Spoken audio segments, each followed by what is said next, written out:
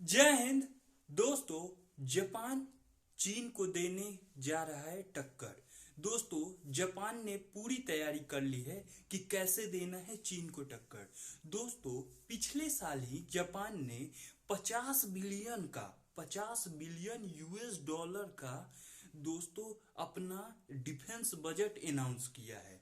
दोस्तों, आखिर जापान जैसा देश जो हमेशा ये मानता था कि डिफेंस पे पैसा खर्च करने की बजाय मानवता पे खर्च करनी चाहिए, ये जापान 1945 से पहले एक क्रूर देश माना जाता था मिलिट्री रूप से, जो पता नहीं एशिया के जो पूर्वी पार्ट हैं उन सबको कब्जा कर बैठा था। दोस्तों, चाइना का आधा पार्ट, आसियान, सबको इसने हथिया लिया था।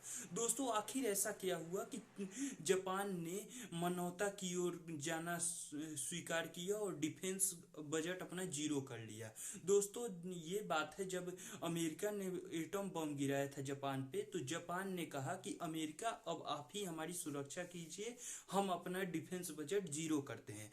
तब से लेकर आज तक यूएस हमेशा जापान की रक्षा करते आया है और यूएस के कॉन्स्टिट्यूशन में ये लिखा है जापान पे ये हमला होता है तो यूएस अपने देश पे हमला ये समझेगा। लेकिन दोस्तों, यूक्रेन वार से लेके अन्य कई मुद्दों पे जहां पे अमेरिका को पीछे आता देखकर जापान, साउथ कोरिया, ताइवान जैसे देश अपना डिफेंस बजट बढ़ाना शुरू कर दिए हैं।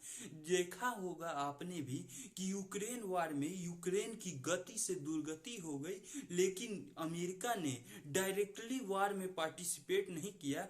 इस सब बातों को मद्देनजर रखते हुए जापान, साउथ कोरिया और ताइवान जैसे देश भी डिफेंस बजट बढ़ा रहे हैं। दोस्तों, आपको ये पता होना चाहिए कि इंडिया का डिफेंस बजट दुनिया में चौथे नंबर पे है, यूएस, चाइना, रसिया के बाद। यूएस का अप्रोक्स 800 बिलियन डॉलर और चाइना का अप्रोक्स 300 बिलियन डॉलर और रसिया का जो धड़ल्ले से नीचे आके 86 बिलियन यूएस डॉलर और इंडिया का अप्रोक्स 80 यूएस डॉलर। दोस्तों, हमको भी अपने डिफेंस बजट बढ़ाने की जरूरत है, क्योंकि हमारा चाइना जैसे पागल दुश्मन से पाला पड़ा है और इसे उसी हिसाब से बताना पड़ेगा कि इंडिया में है कौन।